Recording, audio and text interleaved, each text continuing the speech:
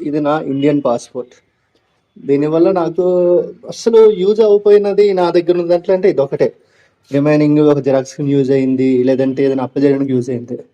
ఇది నాకు ఎక్కడ యూజ్ అవ్వలేదు. ఇంకా దీనికి ఖర్చు మాత్రం దగ్గర దగ్గర రూ. 5,000 అయింది మళ్ళీ. ఎందుకంటే అప్లై చేయడానికి రూ. 1500 జిరాక్స్‌లని మళ్ళీ తెలిసిందే కదా రిమైనింగ్‌వి. మళ్ళీ డేట్ ఆఫ్ బర్త్ సర్టిఫికేట్ లేకపోతే దానికి ఒకటి కొంత వామ్మో! చాలా ఖర్చు పెట్టాను. ఏదో మా ఆఫీసోళ్ళు చెప్పారు కదా అని అప్లై చేసుకున్నా.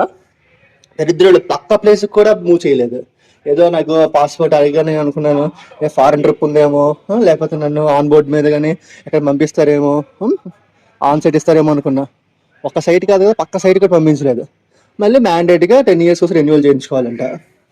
5,000 తీసుకొని ఒక్క స్టాంపింగ్ కూడా అవ్వలేదు. ఆల్మోస్ట్ ఒక్క పక్క కంట్రీ కూడా వెళ్ళలేదు నేను.